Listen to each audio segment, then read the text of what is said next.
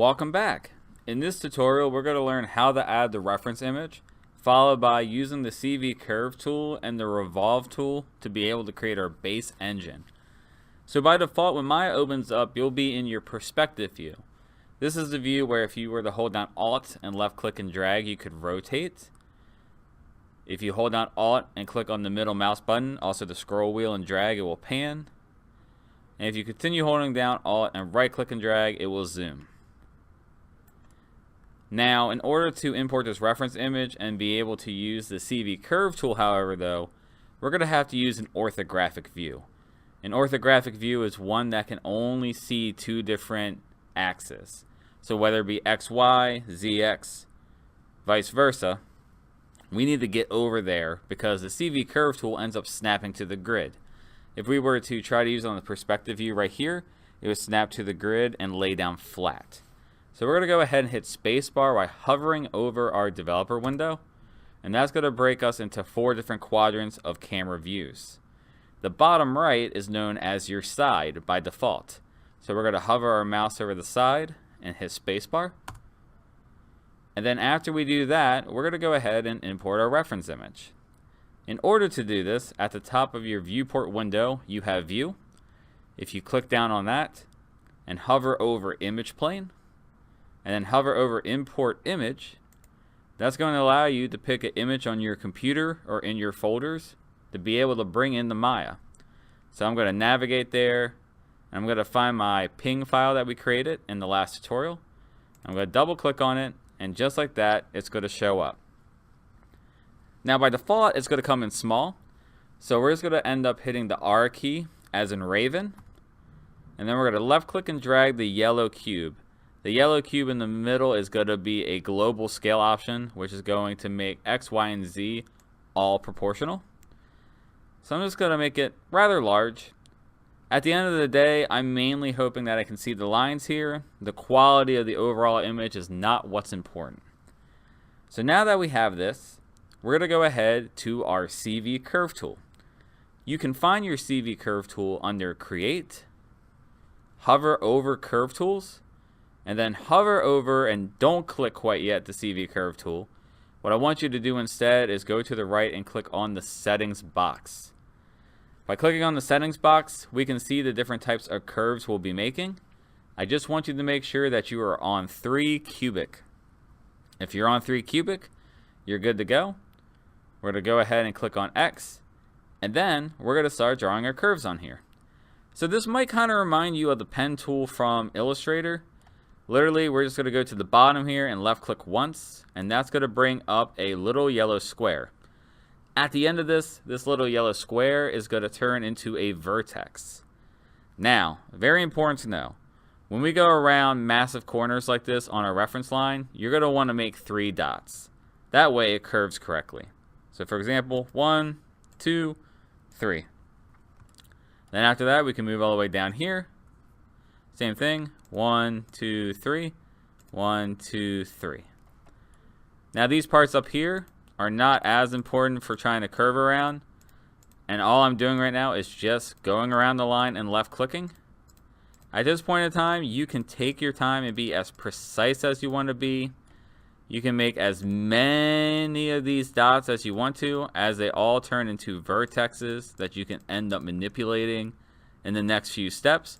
Or if you need to make any type of adjustments later, this will give you more to play with, so to say, than less. So this is totally up to you how many of these vertexes you do. Personally, I usually add more than I need. So here's another big turn, so I'll do 3. Here's another big turn, so I'll do 3. And then we're almost to the end. And when we get to the end of this, what you're going to want to do is you're going to want to end up just hitting the enter button on your keyboard. And once you do that, your whole line is going to end up turning this green color. And this green color is going to end up showing you the overall curved line that you created. So to see this in action in perspective view, I am going to go back over here, click on my move tool just to be safe. Hover over the window and hit spacebar. And then go back up to perspective, hover over that and hit spacebar. And you can kind of see the line right there is on the reference image. But to get even a better idea of what this is going to look like, I'm just going to left click and drag with my arrow tool just to select the image plane here. I'll know that I selected it successfully if it says image plane over here. Hit W, as in water, and take it back on the axis. And overall now, if you click on the curve, you should see that line is free form standing all by itself. Last but not least, now what we're going to do is revolve. To the top left here, you have a drop-down menu that by default probably says modeling. These are known as your subset menus. So if I click on this, there's multiple options, and each of these options we click on will end up changing the menus that you see up top. So later in the tutorials, I will end up saying something like, go to this subset menu, go to the animation subset menu. But for this situation, we're actually in luck because under the modeling subset menu is an option known as surfaces. And if you click on surfaces, at the very top you have revolve. But before I click on it, I'm going to go and click on my settings box. When we click on the settings box, I want you to make sure that it's rotating on the Z, that your sweep and angle, start and end, mind you, are 0 and 360, segments are 8, curve range complete, output geometry should be polygons, and then type, make sure it's quads. Once you have all of those settings good to go, the rest are all right to be default, and you can click on revolve. And once you click on revolve, it's going to end up making the base engine. Now, however, here's the tricky part about this. If everything comes out black like so, that means you're actually seeing it from the inside out. So to fix that, we're going to go up to Windows and click on an option known as Outliner. The outliner is going to end up showing you everything that's inside your scene currently. And the one that you're looking for is curve 1. That's the initial curve that we just created. And once you have it highlighted, go up to curves at the top of your screen. And then go ahead and click on the last option known as reverse direction. Reverse direction is going to end up taking all that extra stuff out and flip it inside out to the right way.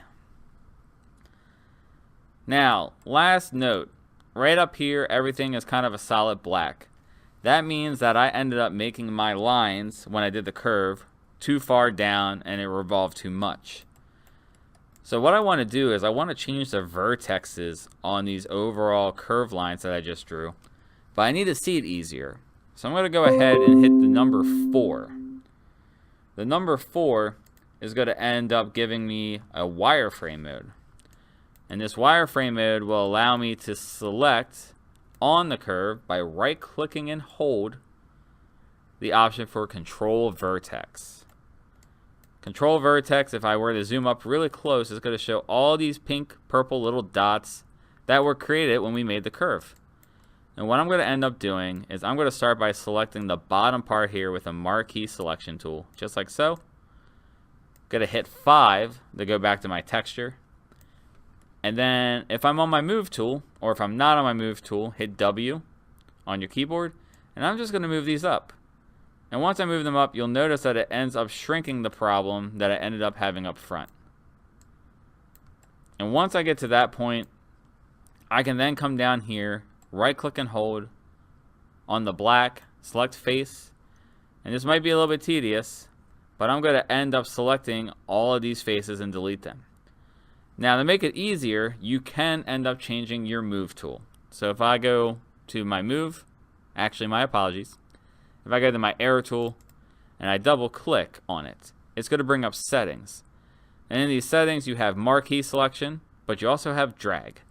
So I'm going to switch to drag for this one. And what drag will enable me to do is when I left click and drag, instead of selecting everything behind it or extra stuff, it's going to select everything that I'm literally dragging my mouse across. So it's not going to end up selecting anything behind the scenes that I can't see. It's just going to select everything that my mouse is literally hovering over at that point in time. If I miss a few spots, I'm just going to hold down Shift and left click, which is going to end up adding. If I end up doing a Shift and left click on something that was already selected, it would actually deselect it. And all I'm doing right now is rotating around to make sure I have this correct. And this was just me holding down the Alt key and doing my left clicks and drags. And then once I think I have most of it, I'm just going to hit backspace on my keyboard. And that's going to end up bringing out most of it here.